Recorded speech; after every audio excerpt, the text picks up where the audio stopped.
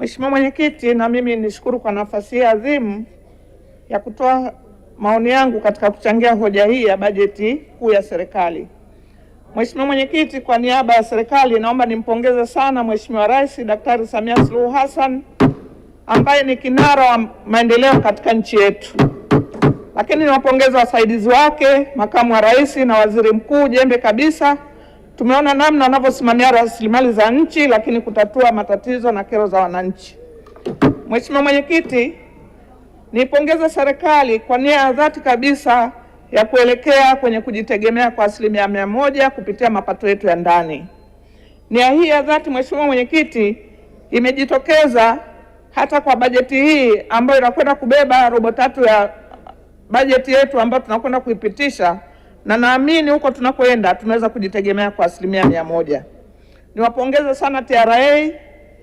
Leo wanafikisha miaka 30, lakini miaka 30 ya mafanikio makubwa ya makusanyo, na tumeona trend ya makusanyo ya kila mwaka ambao kila mwaka wanakwenda juu, na naamini wataendelea kukusanya vizuri zaidi. Niwaombe sana serikali kupitia TRA waendelee kuimarisha makusanyo na mifumo yote ya makusanyo, lakini pia kutoa elimu kwa walipa kodi. Mheshimiwa Mwenyekiti, wengi wanalipa kodi lakini hawana elimu ya kutosha, na ndio maana wamekuwa wakikwepa kulipa kodi wakiamini kwamba wanaikomoa serikali, na kumbe fedha hizo zinakwenda kutusaidia sisi katika kuleta maendeleo. Lakini Mheshimiwa Mwenyekiti, waendelee kutoa elimu kwa wananchi kwa maana ya kuomba risiti za FD pale wanapofanya manunuzi. Eneo hili Mheshimiwa Mwenyekiti lina upotevu mwingi wa mapato. Wafanyabiashara hawatoi hesabu kamili ya mapato yao, na hivyo kufanya serikali kushindwa kukusanya kodi kwa sababu tu EFD mashine hazitumiki vizuri. Zaidi ya Mheshimiwa Mwenyekiti, tunaomba sana TRA wazidi kuwekewa miundombinu mizuri ili wazidi kukusanya. Tumeona kabisa wameshavuka lengo, lakini bado kwa miezi hii watavuka lengo zaidi. Zaidi ya hayo, Mheshimiwa Mwenyekiti, wadau wengine ni taasisi na halmashauri zetu. Hao pia wamefanya vizuri, na mpaka tunapokea taarifa hii walishakusanya kwa 89%. Ninaamini watavuka lengo. Lakini hapa pia serikali ni shauri waangalie vizuri. Wako wanaofanya vizuri wamewabeba wengine, lakini wako wengine hasa halmashauri hazifikii malengo yake.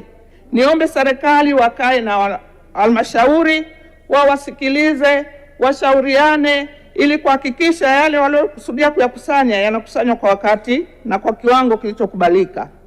Mheshimiwa Mwenyekiti, tunakwenda kuanza kuitekeleza dira ya 50-20, dira ambayo inalenga kuwa na uchumi imara, shirikishi na jumuishi. Na hii maana yake tusimwache mtu. Niongelee swala zima la kilimo.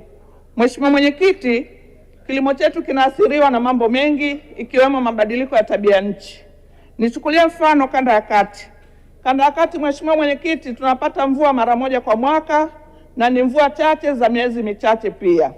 Na mvua hizi Mheshimiwa Mwenyekiti, mara huchelewa au huwai.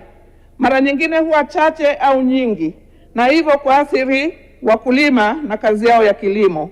Nishauri Mwenyekiti, serikali jikite katika kuendeleza na kuongeza skimu za umwagiliaji katika maeneo ya kanda ya kati ili kumsaidia mkulima kufanya shughuli zake za kilimo na kuongeza tija katika kilimo.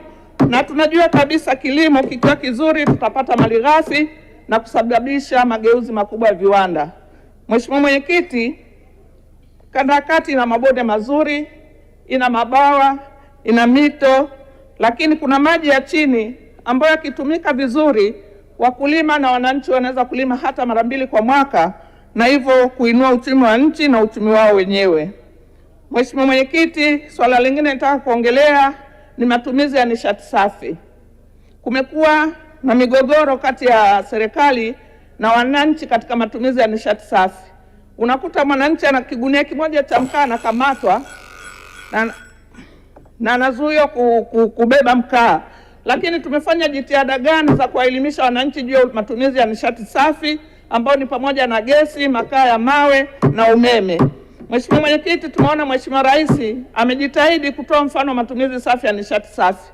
Lakini unakuta mtu anapewa gesi akimaliza haijazi tena, naiweka pembeni, manake hajajua bado matumizi ya nishati safi. Tufanye kila juhudi kuhakikisha wananchi wanaelewa na wanafanya practice ya kutumia nishati safi, ili tulinde mazingira yetu na tuendelee kutunza nishati zetu zingine.